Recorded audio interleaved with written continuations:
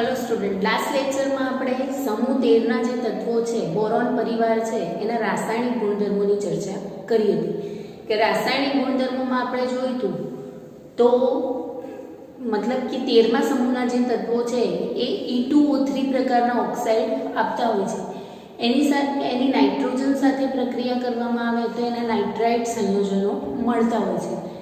પછી સમૂહ 13 ના જે તત્વો છે એની એસિડ બેઝ સાથે પ્રક્રિયા કરવામાં આવે છે એમાં ખાલી ને ખાલી એલ્યુમિનિયમ છે એલ્યુમિનિયમ એસિડ બેઝ સાથે પ્રક્રિયા આપતું હોય છે અને એના પછી એના જે હેલોજન સાથેની પ્રક્રિયા છે એના જે હેલાઇડ છે એ EX3 પ્રકારના હેલાઇડ સંયોજનો હોય છે।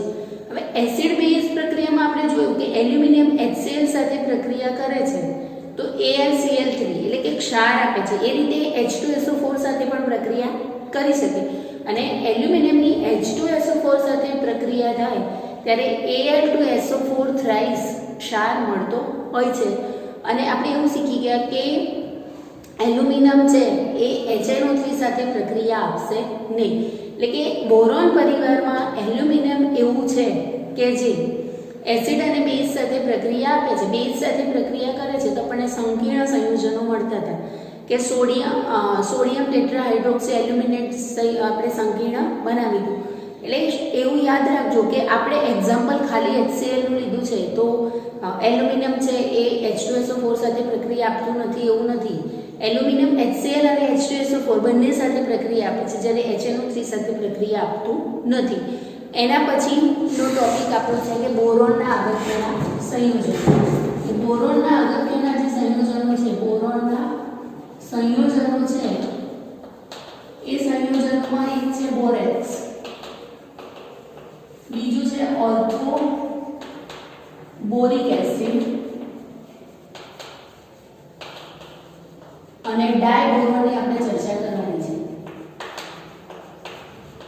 બોરેક્સના અગત્યના સંયોજનોમાં બોરેક્સ, ઓર્થોબોરિક એસિડ અને ડાયબોરોનની ચર્ચા કરવાની છે। બોરેક્સનું અણુસૂત્ર આપણે શીખી ગયા છે કે Na2B4O7 × 10H2O, ઓર્થોબોરિક એસિડ એટલે H3BO3 અથવા તો હું આવું લખી શકું કે BOH થ્રાઇસ અને ડાયબોરોન એટલે B2H6। આટલા જે સંયોજનો છે એની આપણે બનાવટ, ઉપયોગો અને ગુણધર્મો જોવાના છે। શરૂઆત આપણે Na2B4O7 × 10H2O થી કરીએ અને આપણે શું કહીએ છીએ બોરેક્સ। હવે ખરેખર બોરેક્સ છે ને એ ચતુકેન્દ્રીય સંયોજન છે એટલે બોરેક્સમાં આવું હોય છે કે Na मतलब 2Na प्लस आयन है અને એની સાથે B4O5OH4 -2 આયન જોડાયેલું હોય છે। ખરેખર બોરેક્સ આવો છે કે આપણે એનું અણુસૂત્ર લખી દઈએ છીએ કે Na2B4O7 × 10H2O પણ ખરેખર બોરેક્સમાં છે શું કે સોડિયમ ધન આયન છે એની સાથે આ આખું ઋણ સંયોજન છે એ જોડાયેલું હોય છે અને ખરેખર બોરેક્સનું બંધારણ આ રીતનું હોય છે અને એવું કહેવાય છે કે બોરેક્સ છે એ ચતુકેન્દ્રીય સંયોજન છે કે અહીંયા 4 બોરોન 4 હાઇડ્રોક્સી સમૂહ અને ઓક્સિજન જોડાઈ આખી ચતુકેન્દ્રીય રચના બને છે અને અહીંયા સોડિયમ સાથે એનું ફોર્સ ઓફ એટ્રેક્શન હોય છે કે બે સોડિયમના જે અણુ છે એની સાથે આ જે આખું સંકીર્ણ છે એ સંકીર્ણ જોડાયેલું હોય છે। અણુસૂત્ર આપણે આ લખીએ છીએ પણ ઘણીવાર પૂછવામાં આવે છે કે બોરેક્સ ચતુકેન્દ્રી છે એનું સૂત્ર શું છે તો આ પ્રમાણે આવતું હોય છે। ક્લિયર? એટલે બોરેક્સનું અણુસૂત્ર છે Na2B4O7 પણ એ ચતુકેન્દ્રી સંયોજન હોવાને કારણે આ રીતે ધન આયન અને ઋણ આયન છે એ એમાં જોડાયેલા હોય છે।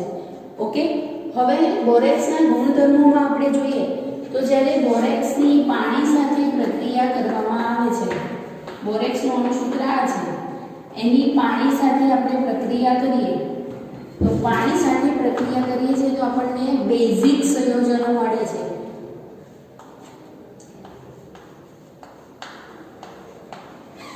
બોરેક્સની પાણી સાથે પ્રક્રિયા કરવામાં આવે છે તો આપણને શું મળે છે? બેઝિક સંયોજન અને ઓર્થોબોરિક એસિડ, એટલે કે અહીંયા સોડિયમ હાઇડ્રોક્સાઇડ મળ્યું એટલે આપણે બેઝિક સંયોજનો મળે છે એવું કહી શકીએ. NaOH શું છે? બેઝ છે. બેઝ છે આપણે બોરેક્સની પ્રક્રિયા કોની સાથે કરી છે? બોરેક્સની પાણી સાથેની પ્રક્રિયા કરી છે. સમીકરણ બેલેન્સ કરવું હોય તો તમે કરી શકો છો કે અહીંયા સોડિયમ છે એ કેટલા છે? 2 છે. અહીંયા 2 સોડિયમ હતા એટલે બોરોન છે એ 4 થવા જોઈએ તો આપણે અહીંયા 4 લઈએ. હાઇડ્રોજન બેલેન્સ કરવું તો હાઇડ્રોજન કેટલા થાય છે? અહીંયા 2 અને અહીંયા 4 કરી 12 14 એટલે અહીંયા 7H2 લેવાય તો 7 14. ઓક્સિજન છે 2 4 કરી 12 એટલે 14 ઓક્સિજન તો 7 ઓક્સિજન અને 7 ઓક્સિજન. સમીકરણ બેલેન્સ થઈ ગયું. હવે બોરેક્સ છે એને જ્યારે ગરમ કરવામાં આવે છે, એકચ્યુઅલી તમે લોકો જ્યારે પ્રેક્ટિકલ શીખશો અકાર્બનિક પદાર્થનું ગુણાત્મક પૃથ્થકરણ આપણે કરીશું ત્યારે જે સક્રાંતિ ધાતુઓ છે એની પરખ માટે આપણે બોરેક્સ મણકા કસોટી કરીશું. અને બોરેક્સ મણકા કસોટી કરવા માટે બોરેક્સનો ઉપયોગ કરવામાં આવે છે. એમાં શું થાય કે બોરેક્સ છે એને જ્યારે પહેલાં ગરમ કરવામાં આવે છે ત્યારે એ પાણીનો અણુ ગુમાવે છે અને ટ્રાન્સપરન્ટ પ્રવાહી બને છે. પછી ધીરે ધીરે એને વધારે આપણે ગરમ કરીએ છીએ તો વધારે ગરમ કરવામાં આવે ત્યારે શું થાય છે કે એ ટ્રાન્સપરન્ટ પ્રવાહી છે એ મણકા સ્વરૂપે આપણને મળતું હોય છે. અને એ જે મણકો મળે છે એ મણકાને કોઈ સક્રાંતિ ધાતુ સાથે ફરીથી ગરમ કરવામાં આવે છે તો પર્ટિક્યુલર સક્રાંતિ ધાતુ છે એ આપણને રંગ બતાવે છે અને એ જે મણકો છે એ રંગીન બની જતો હોય છે. આપણે બોરેક્સનો મણકો છે એ કેવો બનાવ્યો તો ટ્રાન્સપરન્ટ બનાવ્યો હતો. પણ જ્યારે એ સક્રાંતિ ધાતુ સાથે ગરમ થાય છે ત્યારે આપણો જે ટ્રાન્સપરન્ટ મણકો હતો એ મણકો શું બની ગયો? ટ્રાન્સપરન્ટ મણકો જે હતો એ મણકો રંગીન બની ગયો અને જે તે કલર, ધારો કે આપણે કોપરની વાત કરીએ, કોપર સક્રાંતિ ધાતુ છે, ડી વિભાગનું તત્વ છે તો કોપરનો મણકો મતલબ કે બોરેક્સનો પહેલા પ્લેટિનમ વાયર પર મણકો બનાવવામાં આવે એ ટ્રાન્સપરન્ટ હોય. પછી એને કોપર સાથે આપણે ગરમ કરી દઈએ છીએ તો લીલા રંગનો મણકો આવે. મતલબ કે એ લીલા રંગનો મણકો આપે છે એટલે હું એવું કહી શકું કે એ આપણને જે ગુણાત્મક પૃથ્થકરણ કરવાનું કીધું છે એ ગુણાત્મક પૃથ્થકરણમાં ધન આયન તરીકે સક્રાંતિ ધાતુ તરીકે કોપર હાજર છે એવું મારે કહેવાય. ક્લિયર? કે બોરેક્સ મણકા કસોટીમાં શું કરવામાં આવે છે કે બોરેક્સ મણકા કસોટીમાં એક પ્લેટિનમનો તાર લેવામાં આવે છે. એ પ્લેટિનમના તારને આગળ કડી વાળીને બંધ કરી દેવામાં આવે છે. એ કડીમાં બોરેક્સ પાવડર છે એ ભરી દેવામાં આવે છે. એ બોરેક્સ પાવડર છે એને આપણે બર્નર પર ગરમ કરવાનું. બર્નર પર ગરમ કરીશું બોરેક્સને એટલે એ આપણને ટ્રાન્સપરન્ટ એક મણકા જેવું મળે અને એ જે ટ્રાન્સપરન્ટ મણકો બને છે એને આપણે સક્રાંતિ ધાતુ સાથે જ્યારે ફરીથી ગરમ કરીએ છીએ ત્યારે એ સક્રાંતિ ધાતુ ધરાવતો જે મણકો છે એ મણકો આપણને રંગીન મળે છે અને પર્ટિક્યુલર જે સક્રાંતિ ધાતુ તત્વ છે એ જુદા જુદા કલર આપતા હોય છે અને એ કલર પરથી આપણે એવું નક્કી કરી શકીએ કે આ જે બોરેક્સનો મણકો છે એ જે કલરનો આવ્યો એ પ્રમાણે એમાં સક્રાંતિ ધાતુ હાજર છે.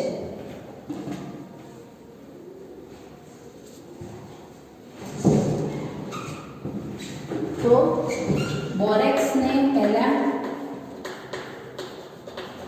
શું કરીએ છીએ? આપણે ગરમ કરીએ છીએ ઊંચા તાપમાન, મતલબ કે બોરેક્સને બર્નર પર ગરમ કરવામાં આવે છે ત્યારે એ પાણીનો અણુ શું કરે છે? ગુમાવે છે. પાણીનો અણુ ગુમાવ્યા પછી એને વધારે ગરમ કરીએ છીએ આપણે તો બોરોનના ઓક્સાઇડ અને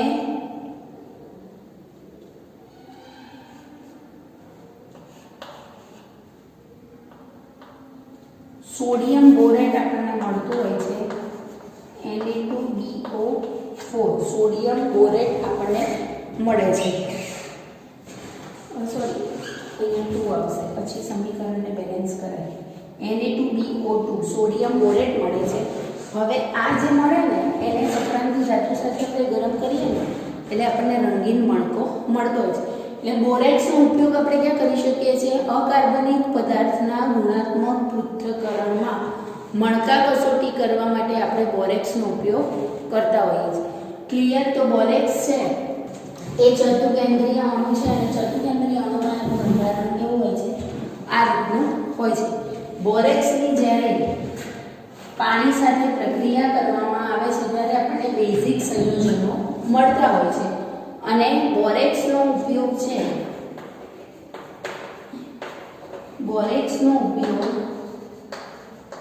પ્રયોગશાળામાં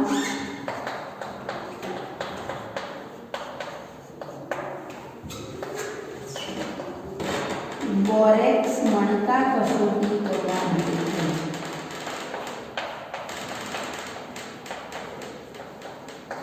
બીજા ઘણા બધા એના ઉપયોગો છે પણ આપણા સિલેબસ પૂરતું અત્યારે આપણે એનો ઉપયોગ ક્યાં કરીએ છીએ? અકાર્બનિક પદાર્થનું ગુણાત્મક પૃથ્થકરણ કરવા માટે. બુકમાં તમને કોબાલ્ટનું એક્ઝામ્પલ આપેલું છે. મેં કોપરના એક્ઝામ્પલની જે રીતે વાત કરી એ રીતે તમારી બુકમાં કોબાલ્ટનું ઉદાહરણ તમને આપેલું છે કે કોબાલ્ટ છે બોરેક્સ મણકા કસોટીમાં પહેલા બોરેક્સને ગરમ કરો. બોરેક્સને ગરમ કરીશું એટલે ટ્રાન્સપરન્ટ મણકો મળશે. એને કોબાલ્ટ સાથે ફરીથી ગરમ કરવામાં આવે છે ત્યારે આપણને રંગીન મણકો મળતો હોય છે. ક્લિયર? તો બોરેક્સની ચર્ચા આપણે અહીંયા કમ્પ્લીટ કરીએ છીએ. બોરેક્સ પછી આવશે ઓર્થોબોરિક એસિડ.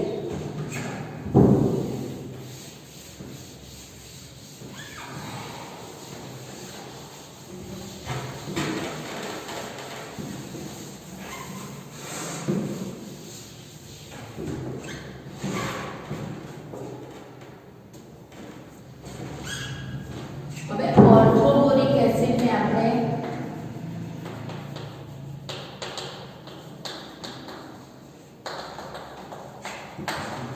H3DO3 અથવા તો આપણે આવું પણ લખી શકીએ છીએ. ઓકે, કે ઓર્થોબોરિક એસિડને H3DO3 તરીકે ઓળખવામાં આવે છે. ઓર્થોબોરિક એસિડની બનાવટ જોઈએ તો હમણાં આપણે આગળ જોયું કે બોરેક્સની જ્યારે પાણી સાથે પ્રક્રિયા કરવામાં આવે છે ત્યારે પણ આપણને ઓર્થોબોરિક એસિડ મળે છે અને બોરેક્સની એસિડ સાથે જ્યારે પ્રક્રિયા કરવામાં આવે છે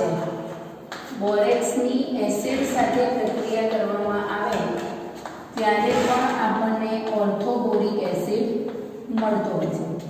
ક્લિયર? બોરેક્સની એસિડ સાથે જ્યારે પ્રક્રિયા કરીએ છીએ ત્યારે આપણને ઓર્થોબોરિક એસિડ મળે છે. તો ઓર્થોબોરિક એસિડની બનાવટ તમને પૂછે તો બોરેક્સના જલીય દ્રાવણની એસિડ સાથે જ્યારે પ્રક્રિયા કરવામાં આવે છે ત્યારે ઓર્થોબોરિક એસિડ મળે છે અને આ જે ઓર્થોબોરિક એસિડ છે એના ગુણધર્મો આપણે જોઈએ તો ઓર્થોબોરિક એસિડ છે ને એ ચીકણો પદાર્થ છે. સ્ફટિકમય પદાર્થ તો બોરેક્સ પણ છે અને ઓર્થોબોરિક એસિડ પણ સ્ફટિકમય ઘન પદાર્થ છે.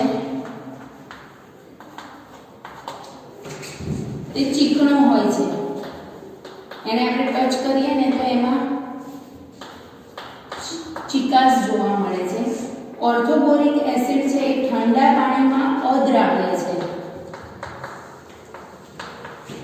પણ ગરમ પાણીમાં શું થાય છે? દ્રાવ્ય થાય છે. ગરમ પાણીમાં દ્રાવ્ય હોય છે.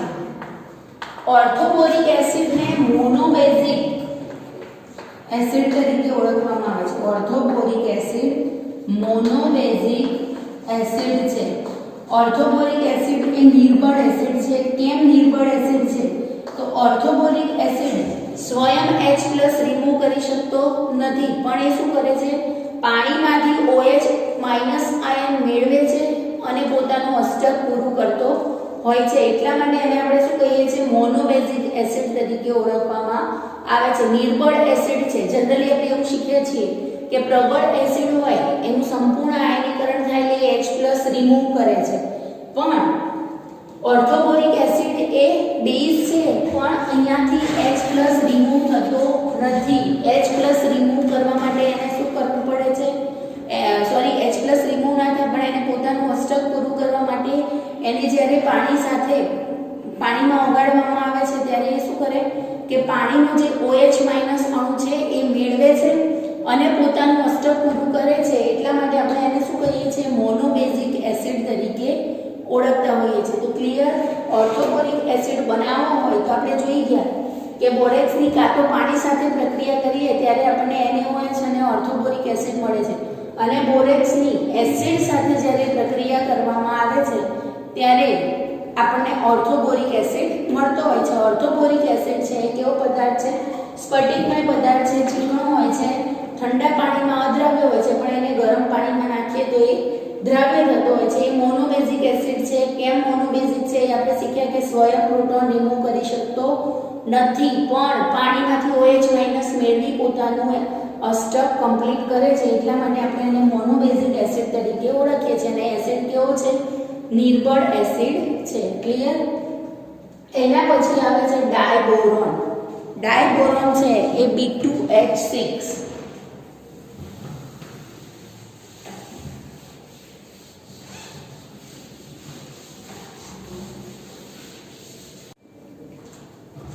હવે આ જે ડાયબોરોન છે એ ડાયબોરોનનું બંધારણ તમને પૂછાતું હોય છે આપણે કે ડાયબોરોન B2H6 છે એ B2H6 શું છે?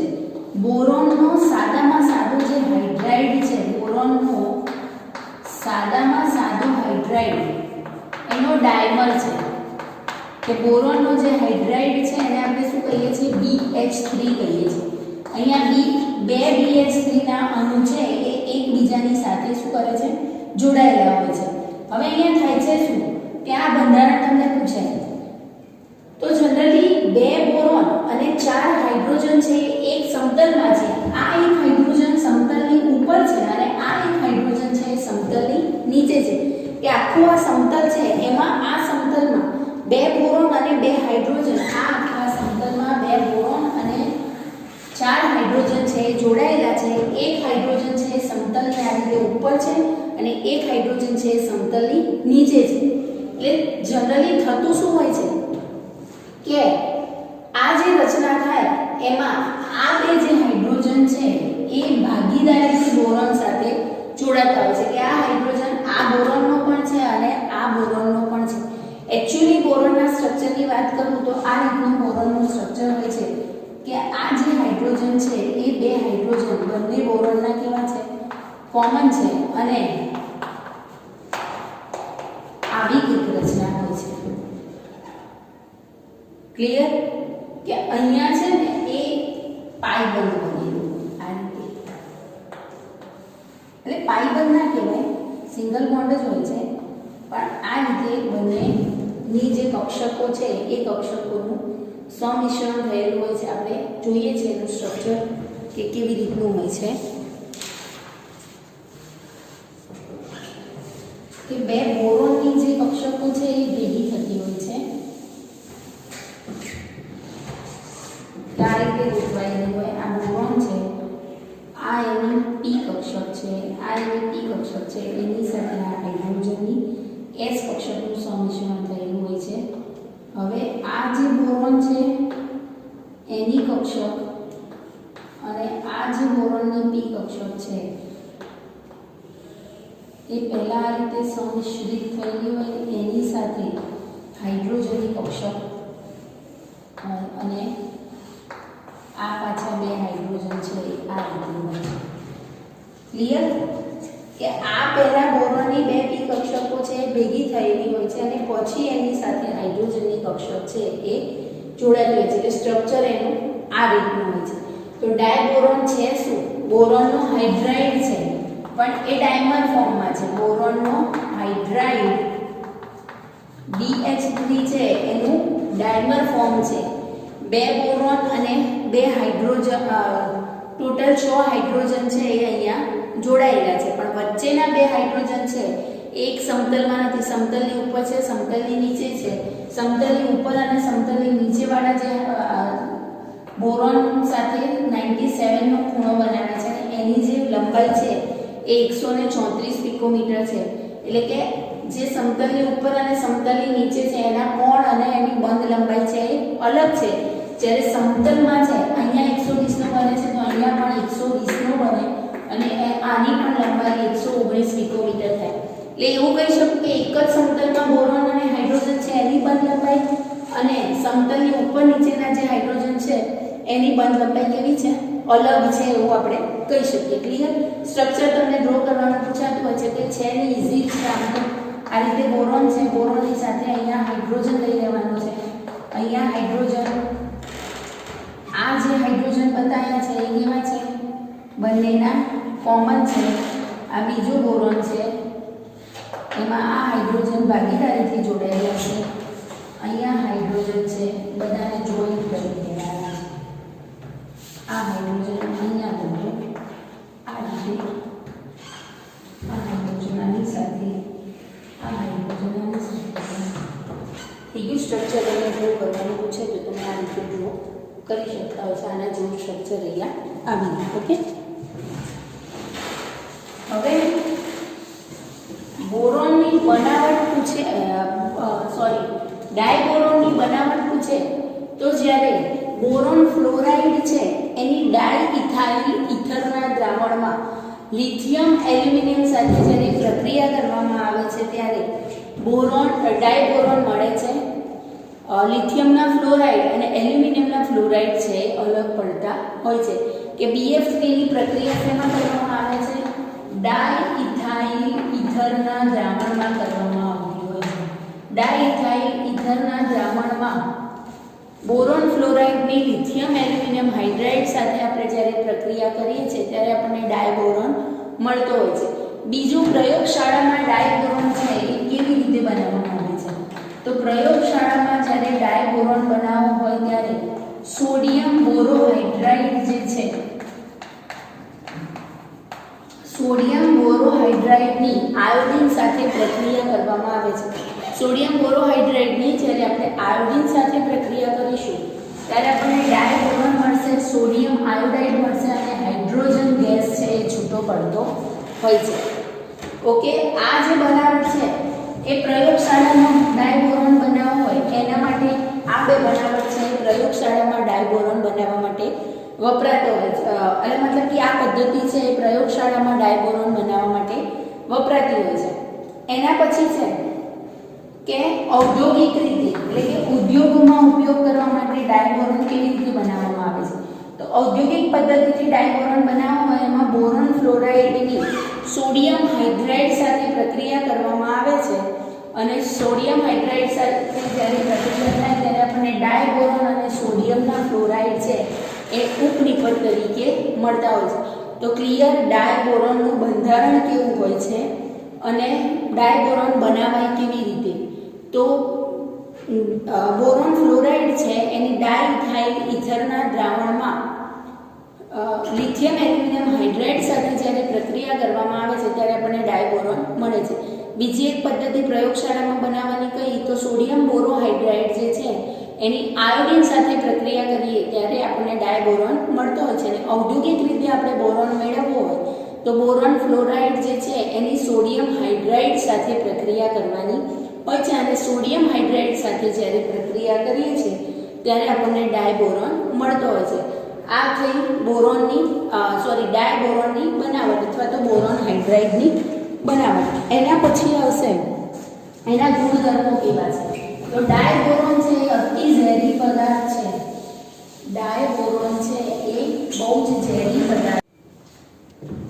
હવે ડાયબોરોન જે છે B2H6 ના ગુણધર્મો આપણે જોઈએ તો ડાયબોરોન છે અતિ ઝેરી પદાર્થ છે. ડાયબોરોન અતિ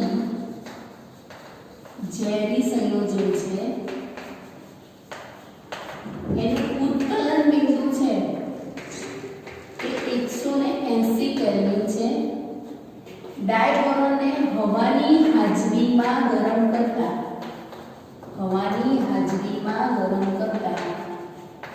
વધારે ઊર્જા આપે છે અને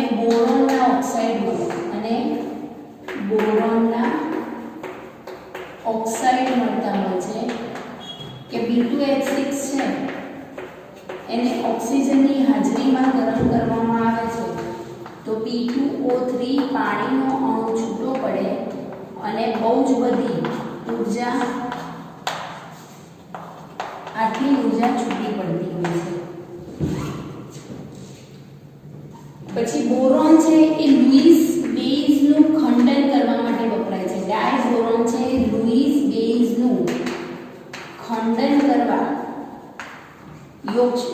ખંડન યોગશીલ પ્રક્રિયા દ્વારા કરે છે। યોગશીલ પ્રક્રિયા શું છે એ ખબર છે તમને કે ડબલ બોન્ડ તૂટે અને આ ડાયબોરોન છે એ એમાં એમ કે જોડાતો હોય છે કે H2 6 છે એની લુઈસ બેઝ સાથે પ્રક્રિયા કરવામાં આવે તો આપણને 2BH3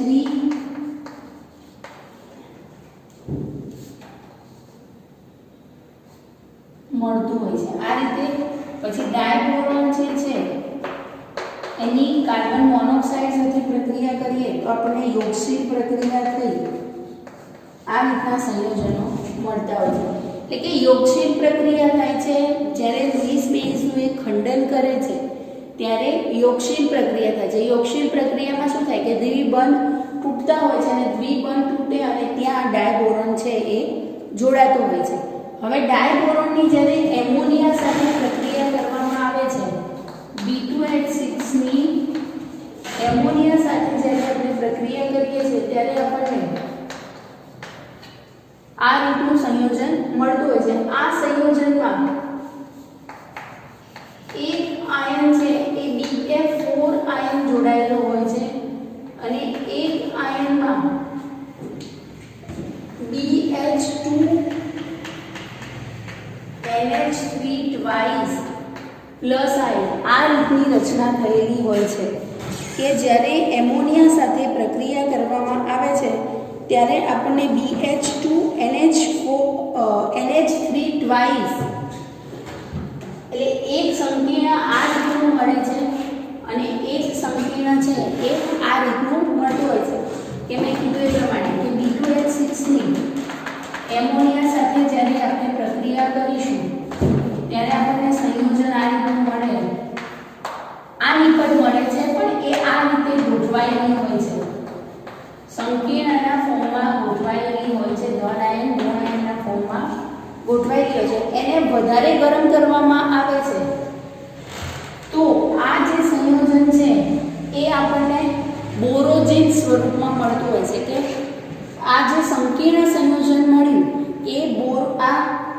બોરોહાઇડ્રેટેડ સંયોજન આપણને મળ્યું એવું આપણે કહી શકીએ કે BF4 માઇનસ છે એ BF4 માઇનસ છે એ કેવું છે હાઇડ્રાઇડ બોરેટ સંયોજન છે એવું હું કહી શકું અને એ જે હાઇડ્રાઇડ બોરેટ સંયોજન છે એ હાઇડ્રાઇડ બોરેટ સંયોજનને વધારે પ્રમાણમાં ગરમ કરું છું હું તો મને શું મળે છે બોરેઝિન મળે છે અને બોરેઝિનમાં B3N3H6 આ જે છે એને બોરોઝિન તરીકે ઓળખવામાં આવે છે અને અહીંયા H2 આયન છે એ છૂટો પડતો હોય છે અને આ બોરેઝિન સંયોજનને આપણે અકાર્બનિક બેન્ઝીન તરીકે ઓળખી શકીએ છીએ। અકાર્બનિક બેન્ઝીન તરીકે ઓળખવામાં આવે છે કે અકાર્બનિક આપણે કાર્બનિક બેન્ઝીનમાં જોયું છે તો આ રીતનું સ્ટ્રક્ચર હોય છે કે એકાંતરે દ્વિબંધ આવેલા હોય છે અને કાર્બન સાથે હાઇડ્રોજન છે કનેક્ટ હોય છે એ રીતે અહીંયા શું થાય છે કે બોરોન અને નાઇટ્રોજન જે છે એ એકાંતરે ગોઠવાયેલા હોય છે અને એની સાથે હાઇડ્રોજન જોડાયેલા હોય છે। અહીંયા અબંધકારક ઇલેક્ટ્રોન યુગ્મ નાઇટ્રોજનમાં હાજર હોય અને અહીંયા બધાની સાથે હાઇડ્રોજન જોડાયેલા હોય છે। આ રીતની રચના હોવાને કારણે આપણે એને અકાર્બનિક બેન્ઝીન તરીકે ઓળખીએ છીએ। બોરોઝિનને અકાર્બનિક બેન્ઝીન તરીકે ઓળખવામાં આવે છે। હવે આ જે BF4 માઇનસનું જે સ્ટ્રક્ચર મળે છે એને આપણે બોરોહાઇડ્રેટેડ સંયોજન તરીકે ઓળખીએ છીએ અને એ બોરોહાઇડ્રેટેડ સંયોજન છે એ બીજા ધાતુ આયન સાથે જોડાતું હોય છે અને આપણને એ ધાતુ આયનના બોરોહાઇડ્રેટેડ સંયોજનો મળતા હોય છે। અને એ ધાતુ આયનના જે બોરોહાઇડ્રેટેડ સંયોજનો મળે છે એમાં લિથિયમ અને સોડિયમના બોરોહાઇડ્રેટેડ સંયોજનો આપણને વધારે પ્રમાણમાં મળતા હોય છે. એની ચર્ચા આપણે પછી કરીએ. ગુણધર્મોમાં બીજું એક જોઈએ તો જે આ ડાયબોરોન છે એ ડાયબોરોનની પાણી સાથે પ્રક્રિયા કરવામાં આવે છે. ડાયબોરોનની પાણી સાથે જ્યારે પ્રક્રિયા થાય છે ત્યારે આપણને ઓર્થોબોરિક એસિડ મળે છે. H3PO3 મળે. પાણી સાથે પ્રક્રિયા કરે છે ત્યારે ઓર્થોબોરિક એસિડ મળતો છે. હવે મેં કીધું એમ કે આ જે BF4 માઇનસ છે એ BF4 માઇનસ છે એને બોરોનના હાઇડ્રેટેડ સંયોજનો બોરોહાઇડ્રેટેડ સંયોજનો તરીકે ઓળખવામાં આવે છે. અને એ જે બોરોહાઇડ્રેટેડ સંયોજન જે છે એ બોરોહાઇડ્રેટેડ સંયોજન અન્ય ધાતુઓ સાથે પ્રક્રિયા કરે છે.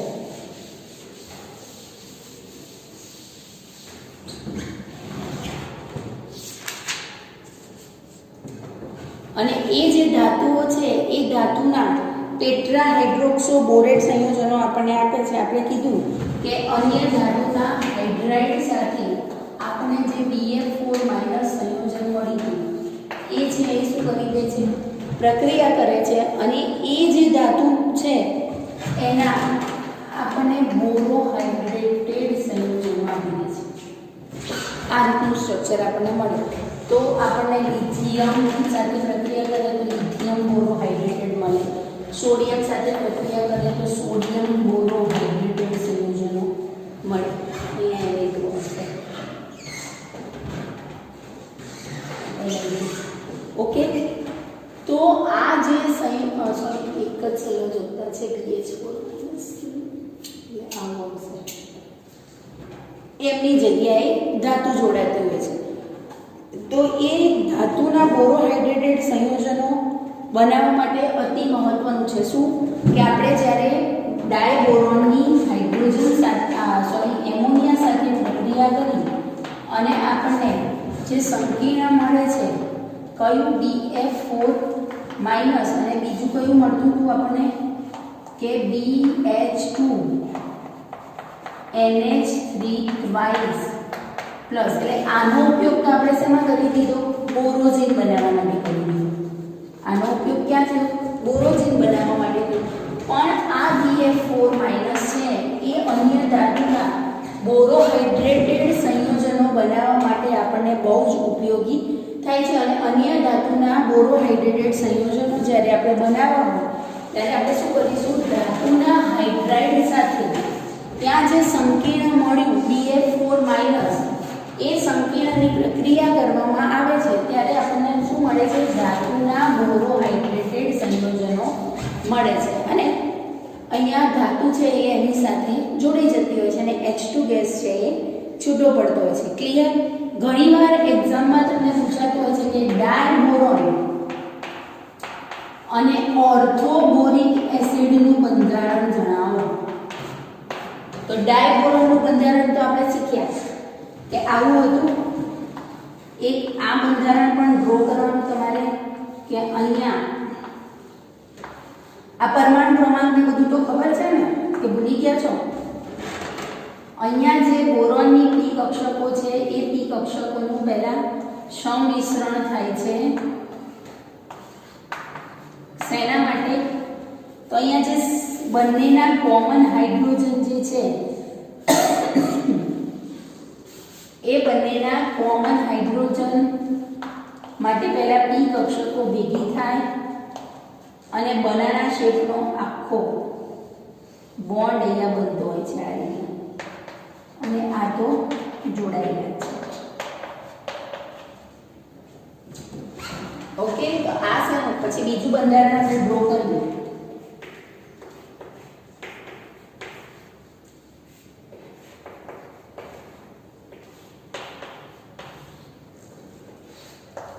એ પણ ડ્રો કરવાનું.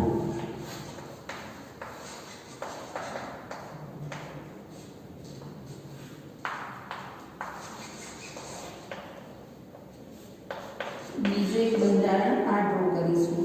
આ આની સાથે જોડાયેલું હોય છે. આ હાઇડ્રોજન આની સાથે એક આ બંધારણ ડ્રો કરવાનું છે. આ 119 પિકોમીટર હોય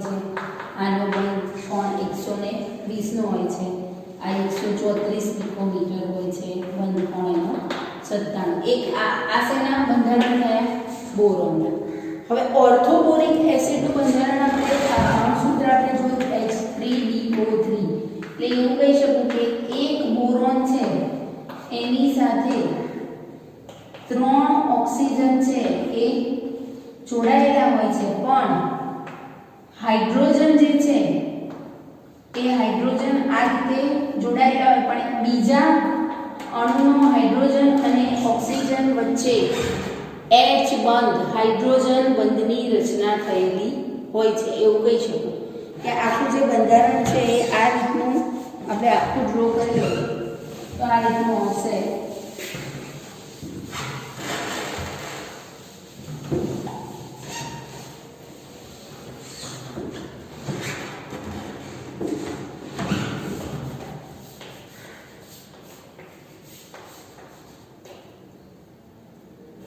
આની સાથે હાઇડ્રોજન છે, આની સાથે પણ હાઇડ્રોજન છે.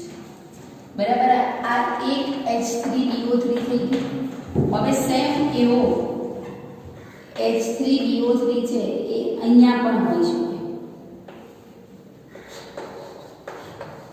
આની સાથે હાઇડ્રોજન હશે તો આનો હાઇડ્રોજન અને આ એકબીજા સાથે શું બનાવે? H બંધ બનાવે. આની જોડે H તો જોડાયેલો હશે પણ આ બીજા કોઈ અણુ સાથે શું બનાવતો હશે? હાઇડ્રોજન બંધ બનાવતો હશે. તો ઓર્થોબોરિક એસિડનું બંધારણ છે આ રીતનું હોય છે. ક્લિયર? હવે એના પછીનો જે પોઈન્ટ છે એ પોઈન્ટમાં આપણે આવશે કે આ જે બોરોન અને એલ્યુમિનિયમ છે એના ઉપયોગો ક્યાં કરવામાં આવે છે. હવે ઉપયોગો છે એ તમે બુકમાંથી વાંચી શકો. આપણને ખબર છે કે એલ્યુમિનિયમનો ઉપયોગ આપણે ક્યાં કરતા હોઈએ છીએ. એલ્યુમિનિયમ કેવી ધાતુ છે? ચળકતી ધાતુ છે. એનું ગલનબિંદુ અને મતલબ કે એ ઊંચા તાપમાને પીગળે છે. એટલે ઘણી વખત આપણે વાયરો બનાવવા માટે, વાસણો બનાવવા માટે એલ્યુમિનિયમનો ઉપયોગ કરતા હોઈએ છીએ. બોરોન છે એ બોરોનનો જે ઉપયોગ છે એ ન્યુટ્રોનના અવશોષણમાં કરવામાં આવતો હોય છે. પછી ઘણીવાર છે એ હવાઈ જહાજમાં અને એમાં જે મિશ્ર ધાતુ કરવાની હોય છે એમાં પણ એનો ઉપયોગ, બુકમાં ઘણા બધા ઉપયોગો આપેલા છે, એકવાર વાંચવાના છે. ક્લિયર? તો બોરોનનો ઉપયોગ, એલ્યુમિનિયમનો ઉપયોગ છે એકવાર વાંચી લેવાનો છે. એના જે સંયોજનો છે એની ચર્ચા આપણે અહીંયા પૂરી કરીએ છીએ. ઓકે, નેક્સ્ટ ટાઈમથી આપણે સમૂહ 14ના તત્વો જોઈશું.